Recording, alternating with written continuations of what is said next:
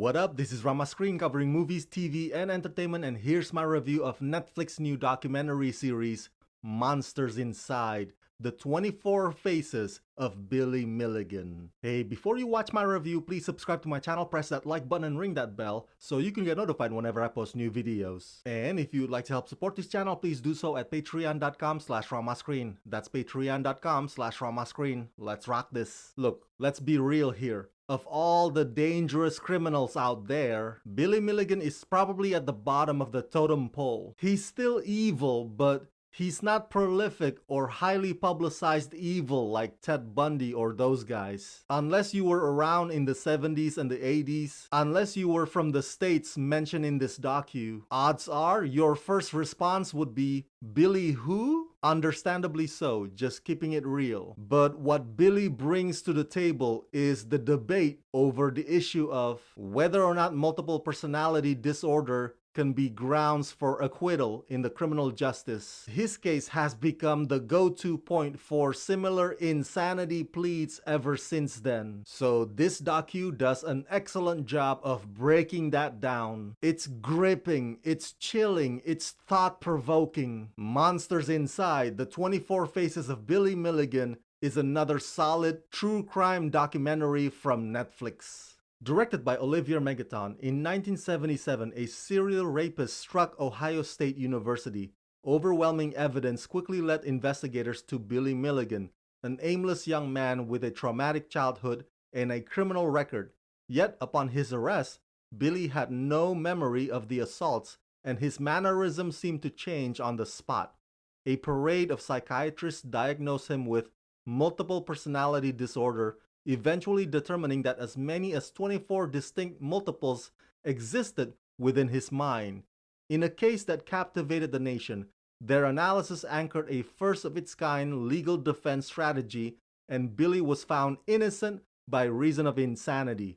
Over 40 years now since the landmark verdict, nearly everyone is still asking the same questions that are on everybody's mind. If the director's name sounds familiar to you, it's because Olivier Megaton is the same guy who gave us Transporters 3 and Taken 2 and Taken 3 and The Last Days of American Crime. I know, those are all god-awful, shitty movies. They don't inspire confidence, that's for sure. But I kinda like what Olivier did here with this docu. By all accounts, the format is pretty basic, complete with its own set of reenactments. But the imagery is always frantic, it's always anxious, and it has that sense of urgency to it, even on the episodes where they dig up Billy's horrible past. Another thing that's fascinating is that Olivier would have the talking heads be sitting in an empty hallway with a long stretch of something to their left and right, whether it be lockers or church pews, or perhaps they would be squeezed in between walls of books. And I think one of them is even situated inside a bank vault. The choices for these locations are bizarre but eye-catching. It almost kind of feels claustrophobic too. I don't think a 90-minute docu would have been able to capture Billy's nuances. So this 4-episode docu-series is more than sufficient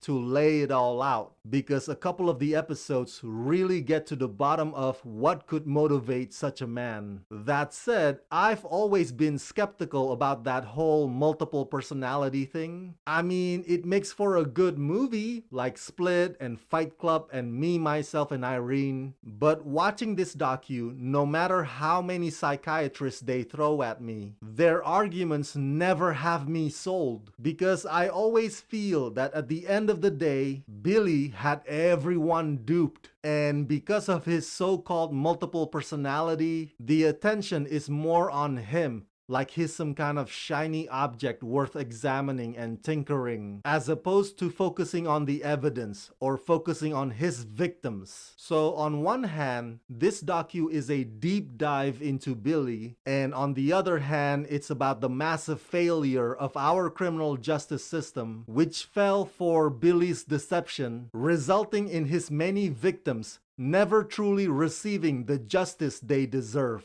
But it doesn't take away from the fact that this is a very well made documentary series that's downright unsettling.